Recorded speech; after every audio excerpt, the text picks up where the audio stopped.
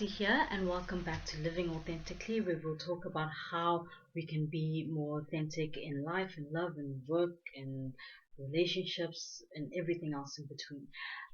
So today I'm going to talk to you about confrontation, which, yeah, for a lot of us can be a very, very scary word.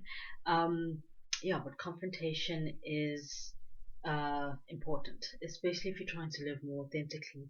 And this is because I feel that if you are not confronting things, or if you are avoiding confrontation like me, um, then you are, number one, you're not learning what you like and what you don't like in your life and your experiences. And number two, you're also not, you're also pretending that everything's fine. And the more you pretend and the more you don't know what you like or what you don't like, the more distance there is between you and the life that you want to live, the authentic life that you want to live. So that's why I think it is quite important to learn how to become comfortable with confrontation. But of course, it's scary. So, I mean, a lot of us avoid confrontation, we run away from it, and it's scary. And of course, it's scary because a lot of us have, when we think about confrontation, it brings up bad memories. It brings up memories of being ignored, dismissed, even laughed at, even gaslighted. So it gives us all those horrible memories, and then instead of, and those memories don't really help, because then you think, so what's the point of really confronting if I'm just gonna walk away feeling worse? When really, really it should be, I'm a bit cautious about using the word should here, but I've learned that confrontation can actually help you discover a lot of things. It can help you, it can help that learning process as you learn through life, as you learn about yourself, about what you like, what you don't like, and all that. Um, so yeah, that's why I feel it is important to learn how to become comfortable with confronting. But of course, as I said in the last video, um, whatever goal I try to reach, I start working on myself. So with confrontation, I also avoid confrontation. I've always, like, that's been my default response, is to avoid um, facing issues with other people, because it can be very, very scary. But what I've learned, in my goal in becoming comfortable with confrontation, then I start with myself. I start with becoming comfortable with facing issues that I find within myself, um, so that I can become more comfortable confronting issues in in in my relationships with other people, relationships, friendships, whatever the case may be.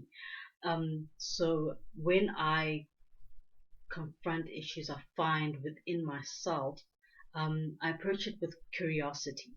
Um, I'm trying to understand where these issues are coming from, big or small, whatever it is. So I can start by asking myself, why am I procrastinating on this project? Why am I finding it so hard to find love? Why am I attracting the wrong people? Why am I doing this? Why am I doing that? Like, just the curiosity. So I start by asking those questions, and then I try and pack it as much as I can. And of course, in the last video, I said I do this. I try get to understand myself more and more through journaling. So that is my go-to tool, is to journal. So when I want to face these issues within myself, um, I journal so that I can build more and more understanding as to where do these issues come from. Sometimes that can be a little bit difficult if I find that I'm not really discovering answers that feel right to me. I reach out for help, and I find that actually YouTube and the internet there are so many communities out there that help um, people better themselves. So I look for YouTube channels. I look for platforms that talk about these issues, um, so that I can um, and so that they can help me understand myself a bit more. Also, with uh, because I'm a psychologist, I had to, read a lot of books and a lot of articles on why people are the way that they are, and then also reading those articles or books or whatever it may be, in order to understand my clients. It also helped me, or those articles also helped me better understand myself, to really get to the root of why I have these issues within myself. So whatever issue it is that I have picked up that I have, whether it's procrastination or chronic quitting, like always quitting things that I start, or difficulty finding love, or difficulty maintaining friendships, whatever it is, um, I approach it with curiosity, and I journal, or I find whatever resources that are out there, to help me better understand, to help me better get to the root of those issues. So that is the first step, when it comes to confronting issues with myself. Um, and the second step, which is very important for me, is to actually put into action what I've learned. Um, so the second step it depends on the issue. You can be ready. I can be ready for the second step, within a few weeks or within a few months, sometimes even within a few years. Like, it takes a lot of time to get to the point where um, I can um, actually implement what I have learned, because sometimes it can take a long time to actually get to the root of an issue. Um, but the second step eventually should come. It's very important for me that I actually start to implement and put into action what I have learned about myself. Why, so that so that these issues that I have within myself can slowly become less and less frequent.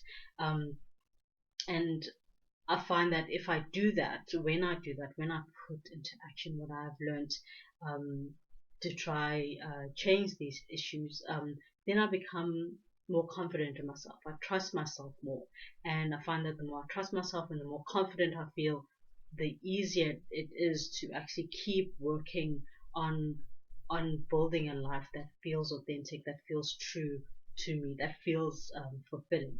So yeah, that's how I work on becoming comfortable and dealing with issues within myself.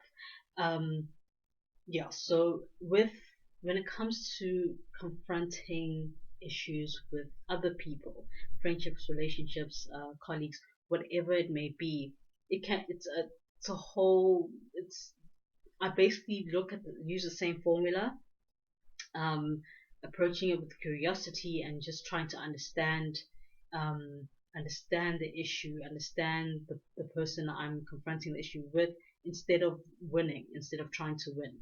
Um, but of course, when there are two or more people involved in facing an issue, it it feels a lot. It can feel a lot different, and a lot scarier, because there's more than one personality involved, and there's more than one personality involved in the situation, with different where people have different needs, different confrontation styles, different ways of talking, different ways of getting their points across. So the because of that, it can become a lot more complicated, and therefore a lot more scary. But I find that approaching that confrontation with curiosity can really go a long way. Um, but also with um, confronting with other people, as I said earlier, the word confrontation can sound very scary. Um, So what I find is that it helps me if I reframe the sentence. So instead of using the word confrontation, I will use the word honest. Instead of saying I need to confront this person or I need to confront this issue, I will say I need to have an honest conversation with this person. And that makes it a whole lot less scarier. So I do that, and then I also um, try my best to take ownership of my feelings around the issue, and take ownership of my actions as well. Um, yeah, to take ownership also really helps. And then I approach it with curiosity, and yeah, and then I try to better understand the issue, better understand where the other person is coming from, instead of trying to win the argument. Um, yeah, and with the emotions can become very very strong, especially when there's an argument, a disagreement. Emotions can take over. So it's not always easy to calm down and and have a calm conversation. It's easier said than done. um, but what you can do is, when you find that emotions have basically taken over, and this issue is not going anywhere, what you can do is, walk away from the situation and then come back and have a calm conversation about what happened, and um, acknowledge whatever happened when the emotions um, erupted, when the emotions kind of overtook everything. Um, yeah, so because sometimes it can happen where, when you're really angry or really, upset, um, then you unintentionally hurt, the other person. So you can always come back. Yeah, ideally you can always come back at a later time and acknowledge what happened during that first argument, and then have a calm conversation about what happened. But yeah, that is confrontation, or having honest conversations with yourself and with other people. And as I said, these things take practice. Takes a lot of practice to get to that place where you're comfortable. Um, and especially with confrontation, it can take a very long time. You know, I'm talking from personal experience, where I really avoided any confrontation. It was the thought of me confronting any issues was just no, it just wasn't going to happen because of that deep, deep fear. And I know with myself, I would like freeze up or break down or take all the blame. I'd do whatever I can in that situation, depending on the situation, to try just get the conversation over with instead of actually resolving the issue. And I'll do that for a long time until, I realize that it's one of the big things that's also keeping me away from living an authentic life. So as I said, I started with myself getting comfortable with confronting the issues that I see in myself, um, and then finding ways to be comfortable enough to approach an issue with somebody else. So I hope those tips helped.